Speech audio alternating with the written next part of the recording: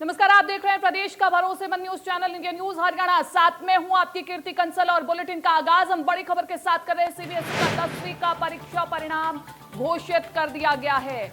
ये बड़ी और अहम जानकारी हम आप तक पहुंचा रहे हैं। इस वक्त इंटरनल असेसमेंट के आधार पर 10वीं का रिजल्ट जारी कर दिया गया है। पिछले साल के मुकाबले पास होने वालों की संख्या बढ़ी है।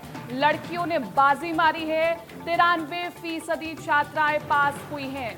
छात्रों का रिजल्ट पिछले साल के बराबर रहा है। तो ये अहम जानकारी हम आप तक पहुंचा रहे हैं। आज सीबीएसई 10वीं का परीक्षा परिणाम घोषित कर दिया गया है और ये परीक्षा का परिणाम इंटरनल असेसमेंट के आधार पर दिया गया है। और पिछले साल के मुकाबले अगर बात की जाए तो पास होने वालों की संख्या इस बार बढ़ी है। लड़कियों ने बाजी मारी एक बार फिर से।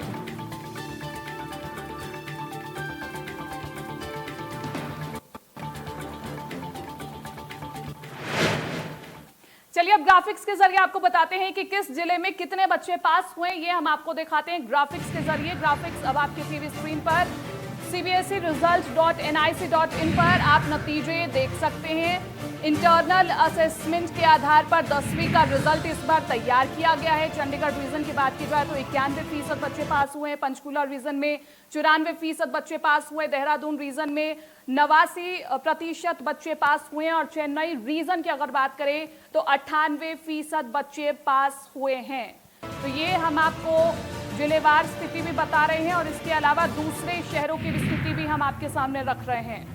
तो साल 2019 की अगर हम बात करें तो पास हुए थे 91% बच्चे, जिनमें से लड़कियां 92% पास हुई थी और लड़के 90% बच्चे पास हुए थे।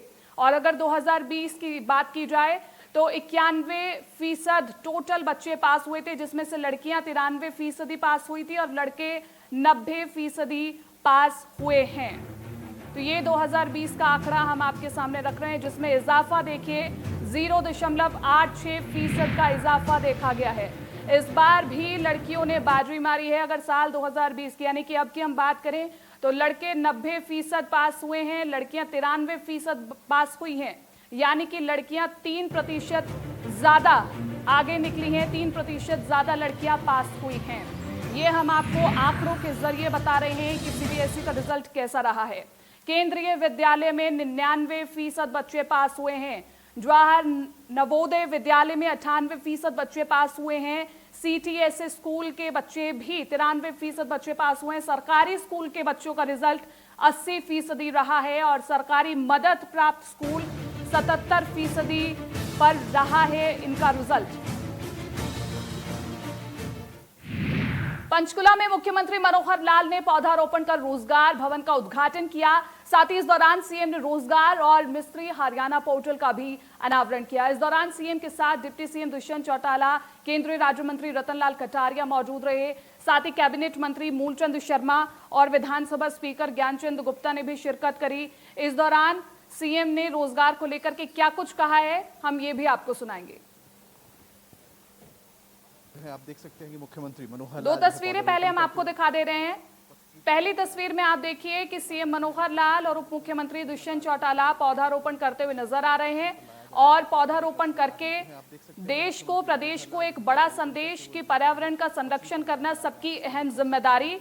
और उसके बाद जो दूसरी तस्वीर आप देख रहे हैं वो है रोजगार भवन उद्घाटन की तस्वीर, जहां पर यह दावा किया जा रहा है प्रदेश सरकार की ओर से कि कई युवाओं को लाभान्वित किया जाएगा। इस रोजगार भवन की ओर से रोजगार मिलने वाला है युवाओं को। तो ये दो तस्वीरें आज प्रदेश में काफी ज्यादा अहम मानी जा रही है, जिसमें पहली तस्वीर में आप साफ देख सकते हैं कि पर्यावरण को बचाने का संदेश दिया गया है पौधारोपण करके। और सभी को ये संदेश दिया गया है कि सिर्फ पौधा रोपिए नहीं बल्कि उसके वृक्ष तक बनने तक उसको सहेज के रखा जाए, उसकी पूरी तरह से सुरक्षा की जाए।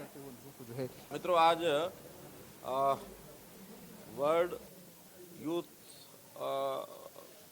स्किल डे, अंतर्राष्ट्रीय युवा कौशल दिवस 15 जुलाई हर वर्ष होता है। तो आज के दिन ही यहाँ पंचकुला में रोजगार भवन का उद्घाटन किया गया है। और इस रोजगार भवन को 2 साल पहले जब शिलान्यास का किया था तो समय के ऊपर ये पूरा हुआ। लगभग कितने पैसे इसमें लगे हैं? 12 करोड़ 8-9 करोड़ रुपए की इसकी लागत आई है। और यहाँ एक प्रकार के जिससे पंचकुला में अन्य विभागों के डायरेक्टरेट भी बने हैं, तो उसमें रोजगार भवन, एक रोजगार कार्यालय बना करके ये एक नया एक प्रारंभ हुआ है प्रोजेक्ट। और मैं समझता हूँ कि हमारे प्रदेश के युवाओं को रोजगार के नाते से बहुत लाभ होगा, क्योंकि एक सेंट्रल तरीके से यहाँ से सारी गतिविधियाँ चलेंगी। रोजगार पोर्टल का एक उद्घाटन आज यानी उसको लॉन्च किया गया है, और उसी में सभी युवाओं को, चाहे एम्प्लॉयमेंट एक्सचेंज के माध्यम से हो या सक्षम युवा के माध्यम से हो, ITIs, पॉलिटेक्निक्स, जहाँ जहाँ भी एक प्रकार से कौशल का डेवलपमेंट के कोर्स उनके होते हैं और ये अपना नाम वो दर्ज कराते हैं, ऐसे सभी जगह के रोज़गार के लिए लोगों को यहाँ से डाटा उपलब्ध हो जाएगा, प्राइवेट रोज़गार के नाते से भी। और सब लोगों को जो जो प्लेटफॉर्म हैं उनको, युवाओं को इन सब प्लेटफॉर्म के माध्यम से यानी सूचनाएं भी दी जाएंगी कि किस प्रकार का रोज़गार वो ले सकते हैं। मैं समझता हूँ हरियाणा के युवा को रोज़गार देने के लिए इस प्रोजेक्ट का बहुत लाभ होगा। प्राइवेट सेक्टर की काम करेंगे। देखिए, जैसे पहले से वो अपना रजिस्ट्रेशन कराते हैं, चाहे रोजगार कार्यालय में कराते हैं, चाहे युवा सक्षम पोर्टल पर कराते हैं, उस पर करा सकते हैं, तो सबके सब कोऑर्डिनेशन यहाँ से होगा। और जितने भी प्रकार की नौकरियाँ हैं, चाहे वो सरकारी, केंद्र सरकार की नौकरियाँ हों, प्रदेश सरकार की नौकरियाँ हों, प्राइवेट से भी जो जानकारियाँ मिलेंगी, वो सबका सूचनाओं का आदान प्रदान युवाओं के साथ किया जाएगा। वहीं इस मौके पर कैबिनेट मंत्री मूलचंद शर्मा से हमारे सहयोगी विपिन परमार ने खास बातचीत की। हरियाणा के सेक्टर 14 पंचकुला में रोजगार भवन का उद्घाटन किया। हमारे साथ कौशल विकास मंत्री मूलचंद शर्मा साहब मौजूद हैं। सर, कितना इनिशिएटिव है इसको? पंचकुला के लिए तो एक बड़ी सौगात है ही, लेकिन हरियाणा के जो युवा हैं, जो बेरोजगार हैं, उनके लिए रोजगार भवन का क्या महत्व?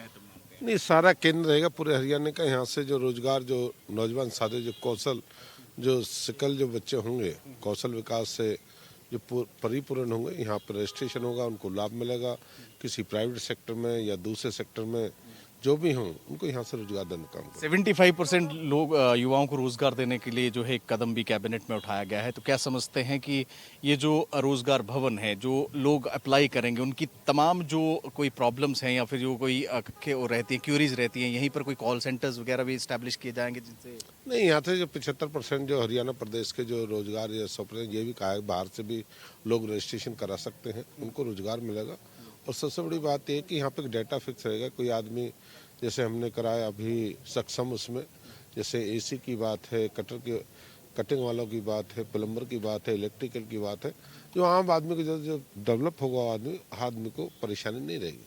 ट्रांसपोर्ट डिपार्टमेंट की अगर मैं बात करूं सर, बसें चलाने को लेकर हरियाणा सरकार या परिवहन मंत्रालय क्या कुछ कदम जो है उठाने वाला, क्या तैयारी की जा रही है अंतर्राज्यीय बसों को? और हम बसें जितनी डिमांड आती है हम चलाते रहेंगे, लोग बैठने के लिए तैयार हैं, हम बसों में कोई कोताही नहीं करेंगे। जिस तरह से सर ये कर्फ्यू लगाने की भी तैयारी हो रही है, ऐसे में इस कदम, जैसे कर्फ्यू लगा दो उस दिन रोक देंगे, बाकी चला देंगे। परिवहन मंत्री मूलचंद शर्मा हैं, इनका ये कहना है कि इस रोजगार भवन के उद्घाटन से जो है, जो सेंट्रलाइज्ड वर्किंग है वो देखने को मिलेगी, लोगों को जो है अपॉर्चुनिटीज मिलेंगी। और इसी के साथ साथ बसेस को लेकर जो है जितनी डिमांड है उतनी बसेस चलाई जा रही हैं, और अगर कर्फ्यू लगाया जाता है डिस्ट्रिक्ट्स में तो उसी हिसाब से फैसला जो है परिवहन मंत्रालय की ओर से लिया जाएगा। कैमरा पर्सन शशांक के साथ विपिन परमार, इंडिया न्यूज, पंचकुला। चलिए अब आपको बताएंगे कि देश और प्रदेश में कोरोना की स्थिति क्या है। ये अब आपकी टीवी स्क्रीन पर आंकड़े, आप समझिए क्या इस वक्त प्रदेश में कोरोना की स्थिति हो चुकी है। 22,000 तक मरीजों की संख्या पहुंच चुकी है। 5,226 अभी भी एक्टिव मरीज हैं, लेकिन अब तक 17,090 मरीज रिकवर कर जा चुके हैं, यानी कि रिकवरी रेट दिन प्रतिदिन बेहतर होता जा रहा है।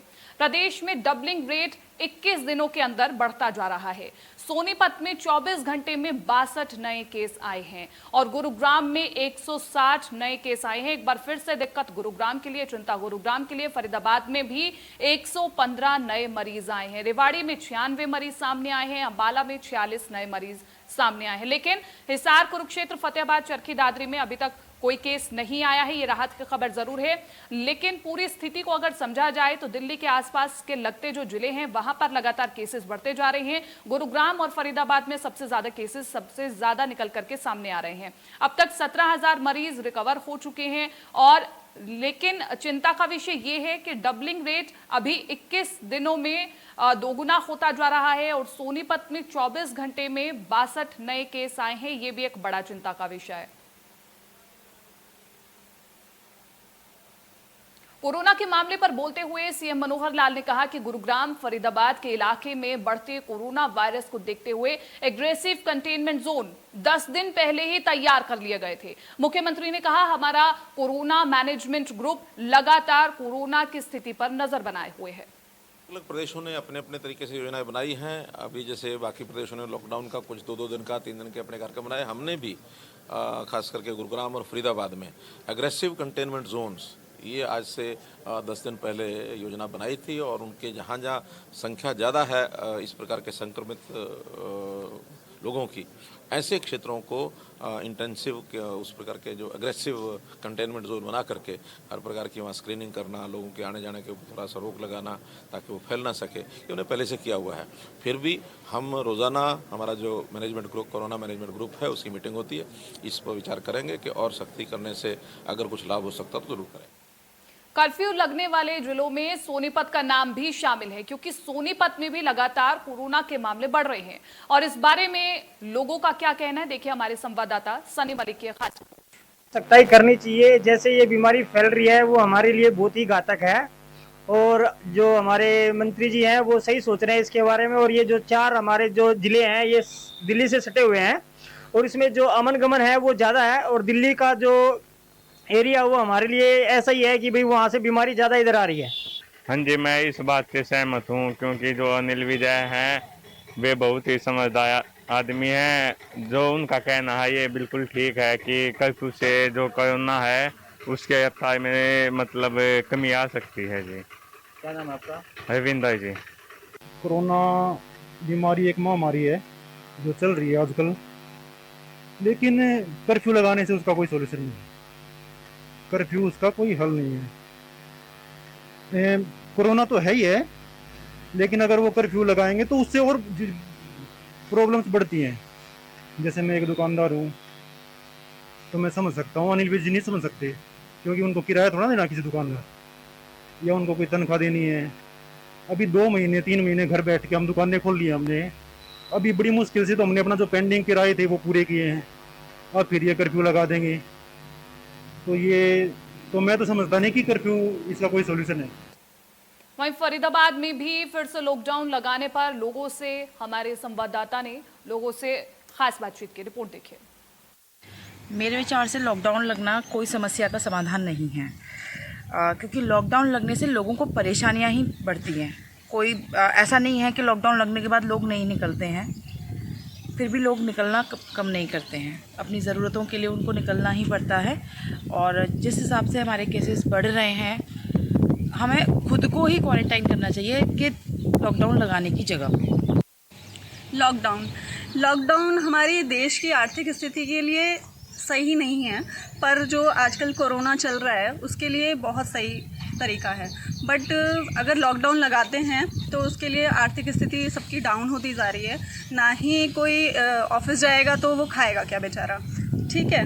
और सेकंड थिंग है कि अगर लॉकडाउन नहीं करते तो सब लोग एकदम से मतलब सब इकट्ठा हो जाते हैं और सारे के सारे मतलब एक दूसरे की जो बीमारियां हैं वो एक दूसरे को लग रही हैं। तो लॉकडाउन कहीं ना कहीं ठीक भी है और नहीं भी। भाई ऐसा है कि लॉकडाउन का फैसला सरकार को लेना चाहिए। जिस हिसाब से बीमारी दिन प्रतिदिन बढ़ती चली जा रही है तो गवर्नमेंट को ये करना चाहिए, लॉकडाउन ज़रूर लगाना चाहिए और अच्छे लेवल पे लगाना चाहिए और बहुत सख्ताई होनी चाहिए। जो पब्लिक इस चीज़ को नहीं मान रही है, सरकार का बहुत बढ़िया फैसला होगा ये। भाई नुकसान तो देखो पहले भी हुआ था, स्वास्थ्य पहले ज़्यादा ज़रूरी है। नुकसान तो है ही है जो हो रहा है, लेकिन स्वास्थ्य पहले ज़्यादा ज़रूरी है। वैसे तो अच्छा ही है, लेकिन लॉकडाउन के भी अलग तरीके के नियम हो इस बार तो ज़्यादा अच्छा होगा, क्योंकि लोग लॉकडाउन में नियमों का फॉलो तो कर ही नहीं रहे हैं। चाहे वो कोई भी हो, चाहे वो दुकानदार हो या आम नागरिक हो, कोई भी हो, कोई भी किसी प्रकार के नियमों का पालन तो कर ही नहीं रहा है। तो लॉकडाउन लागू करने का कोई फ़ायदा ही नहीं है। या तो उसको कड़ी तरीके से अगर इम्प्लीमेंट किया जाए तो ही ज़्यादा कामयाब होगा। लोगों को सोशल डिस्टेंसिंग के बारे में पूरी तरह से जागरूक किया जाए कि आप थोड़ी दूरी बना के रखें। सैनिटाइजेशन वगैरह के लिए दुकानदारों को भी प्रेरित किया जाए कि आप जो भी कस्टमर आ रहा है उसको सैनिटाइज कराएं उसके हाथों को, ताकि वो किसी चीज़ को टच ना करे तो कम से कम इंस्ट्रक्शन। दिल्ली से सटे गुरुग्राम में भी कोरोना के मामले लगातार बढ़ रहे हैं। जाहिर है अगर कर्फ्यू लगाने का फैसला अगर सरकार ने लिया तो गुरुग्राम उसमें सबसे पहला स्थान होगा। गुरुग्राम में लगातार कोरोना वायरस बढ़ता जा रहा है और इसी को लेकर सरकार भी कहीं ना कहीं चिंतित नजर आ रही है। स्वास्थ्य मंत्री अनिल विज ने ये ऐलान किया है कि अब जिस तरह से मामले बढ़ रहे हैं और कोरोना का संक्रमण बढ़ा है, उसको ध्यान में रखते हुए गुरुग्राम समेत 4 जिलों के अंदर कर्फ्यू लगाया जा सकता है और दिल्ली से सटी हुई तमाम सीमा है उनको एक बार फिर सील किया जा सकता है। लेकिन ये तमाम जो निर्णय हैं ये उसी के बाद लिए जाएंगे जब अधिकारियों के साथ बैठक ले ली जाएगी और अधिकारियों से इस बात पर मंथन किया जाएगा कि आखिरकार जो लगातार कोरोना संक्रमण बढ़ रहा है उस पर नकेल कैसे लगाई जाए। हालांकि राहत की बात यह है कि गुरुग्राम में लगातार रिकवरी रेट बढ़ा है और ठीक होने वालों की संख्या भी लगातार बढ़ रही है, तो ये एक अच्छी बात है। लेकिन हाँ, लगातार जो कोरोना के मामले हैं वो भी इजाफा कर रहे हैं और यही तमाम बातों को ध्यान में रखते हुए अनिल विज की तरफ से निर्णय लिया, क्योंकि जो फरीदाबाद, झज्जर, सोनीपत और गुरुग्राम ये 4 जिले ऐसे हैं जहां कोरोना के मामले लगातार बढ़े हैं और बढ़ने के साथ साथ इनको किस तरह से रोका जाए इस पर मंथन लगातार किया जा रहा है। लेकिन इस बीच जिस तरह से अनिल विज का ये बयान आया है उस बीच कहीं ना कहीं एक बार फिर ये डर सताने लगा है, क्योंकि गुरुग्राम हरियाणा की आर्थिक नगरी है और लॉकडाउन के दौरान जिस तरह से अर्थव्यवस्था ने जो मार झेली उस बीच एक बार दोबारा से जब अनलॉक 1, अनलॉक 2 शुरू किया गया तो उस बीच उद्योगों को शुरू किया गया कि अर्थव्यवस्था पटरी पर आए। लेकिन अब जिस तरह से अनिल विज का ये बयान आया है उसके बाद ये मायने लगाए जा रहे हैं और ये डर भी सताने लगा है, यदि एक बार फिर लॉकडाउन या कर्फ्यू लगाया गया तो निश्चित तौर पर अर्थव्यवस्था को नुकसान होगा, क्योंकि जिस तरह से जो व्यवसायिक गतिविधियां थी उनको चलाने की कोशिश की गई, उनको दोबारा से पटरी पर लाया गया और एक बार फिर दोबारा से लॉकडाउन या कर्फ्यू की स्थिति बनती है तो कहीं ना कहीं एक बड़ा नुकसान अर्थव्यवस्था के लिहाज से देखा जा सकता है और इसी को लेकर लगातार ये कयास जारी हैं। लेकिन ये तमाम निर्णय अधिकारियों की बैठक के बाद लिए जाएंगे। अधिकारियों से कहा गया है इस बात पर पूरी तरह से मंथन किया जाए कि किस तरह से कर्फ्यू लगाया जा सकता है, लॉकडाउन किया जा सकता है और किया भी जाएगा तो कितने दिन का किया जाना चाहिए, 3 दिन, 4 दिन, 5 दिन, इन तमाम बातों को लेकर अभी ये मंथन जारी है। हालांकि अनिल विज की तरफ से जो बयान आया है उसके मार्फत यदि देखा जाए तो निश्चित तौर पर जिस तरह से मामले बढ़ रहे हैं तो उनको ब्रेक करने के लिए ये निर्णय लिया जा सकता है। लेकिन दूसरी तरफ एक तस्वीर ये भी है, यदि लॉकडाउन और कर्फ्यू की स्थिति में जाते हैं तो निश्चित तौर पर अर्थव्यवस्था को एक बड़ा नुकसान हो सकता है। गुरुग्राम से कैमरामैन जगदीश तोमर के साथ देवेंद्र भारद्वाज, इंडिया न्यूज।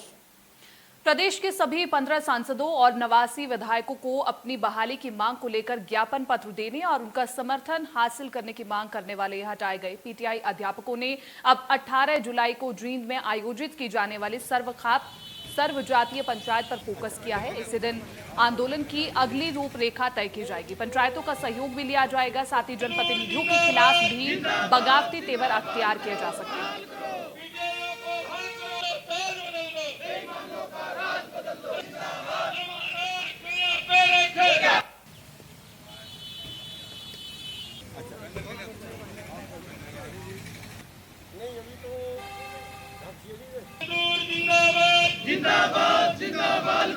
लगातार पिछले 30 दिन से पीटीआई टीचर्स धरने पर बैठे हैं। धरने की तस्वीरें भी हम आपको दिखा रहे हैं, लेकिन पूरे प्रदेश में 89 विधायकों को ज्ञापन पत्र भी ये पीटीआई टीचर्स सौंप चुके हैं ताकि कोई उम्मीद इन्हें मिल सके। चलिए सीधा रुख करेंगे हम बड़ी खबर की ओर। सिरसा से बड़ी खबर आ रही है। सिरसा में टिड्डी दल का आतंक, ये बड़ी और अहम खबर आप तक पहुंचा रहे हैं। किसानों के लिए आफत बनती जा रही है टिड्डी। 1075 एकड़ फसल में नुकसान का अंदेशा जताया गया है। टिड्डियों ने नरमे की फसल को चौपट कर दिया है। 1075 एकड़ फसल में नुकसान का आकलन इस वक्त सामने निकल करके आया है। कृषि विभाग ने रिपोर्ट भी मुख्यालय में भेज दी है। तो ये अहम जानकारी आप तक पहुंचा रहे हैं। सिरसा में टिड्डी दल का आतंक और इसको लेकर के पूरी तरह से जिला प्रशासन भी मुस्तैद नजर आ रहा है और किसान भी चिंतित नजर आ रहे हैं। लगातार ताली थाली बजा करके टिड्डियों को भगाने की कोशिश की जा रही है, लेकिन जो प्रशासन दावे करता है कीटनाशक छिड़काव के, वो ही नकली निकलते हैं तो कई तरह के सवाल भी खड़े होते हैं। लेकिन इस बीच हम आपको अपडेट इस खबर में बता दें कि 1075 एकड़ फसल में नुकसान का आकलन किया गया है।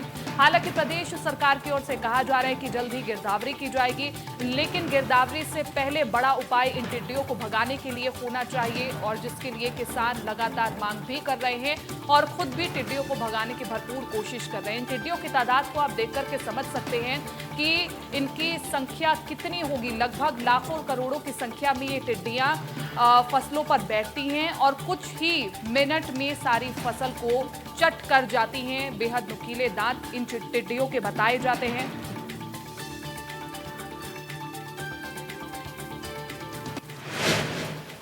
सिरसा जिला के काफ़ी गांव में टिड्डी दल ने अपना कहर बरपाया था। इसको लेकर के कृषि विभाग द्वारा आंकलन किया गया है। मेरे साथ डीडीए डॉक्टर बाबूलाल जी हैं, इनसे जानना चाहेंगे। सर, आपने आंकलन किया है, कितने गाँव में इससे इफेक्टिव रहा है?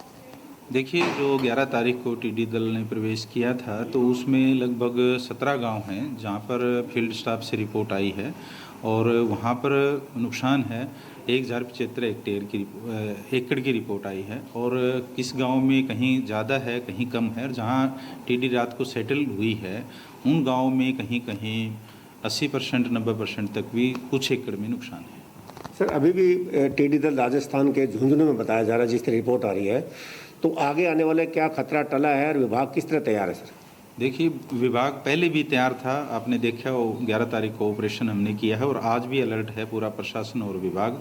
और हम लगातार जो राजस्थान और पंजाब के जो अधिकारी हैं उनके साथ लगातार हम संपर्क में हैं, और जैसे ही वहाँ से कोई मैसेज हवा का रूप इस साइड होता है तो हमें मैसेज मिल जाता है और हम तैयार हैं। सर, आपके विभाग की बात करें तो किस तरह की तैयारियां की गई है? टिड्डी दल अगर दोबारा से होता है तो कितना मटेरियल, खास करके जो रासायनिक जो चीज़ें हैं जो छिड़काव किया जाता है, कितना अवेलेबल है? सर, देखिए, जहाँ तक तैयारी की बात है तो पूरा प्रशासन और विभाग अलर्ट है, और हमने बॉर्डर के एरिया पे हमारे फील्ड अधिकारियों की ड्यूटी भी लगा रखी है। वो भी लगातार जो राजस्थान के फार्मर या अधिकारी हैं उनके संपर्क में हैं।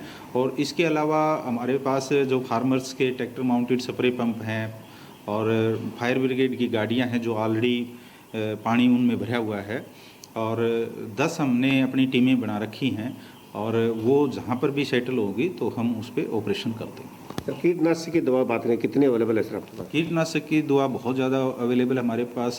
फिलहाल आज के दिन बात करें तो 6500 लीटर अवेलेबल है। अगर और रिक्वायरमेंट होगी तो हम और रिक्वायरमेंट भेज देंगे और वो उसी टाइम अवेलेबल हो जाती है। Thank you sir.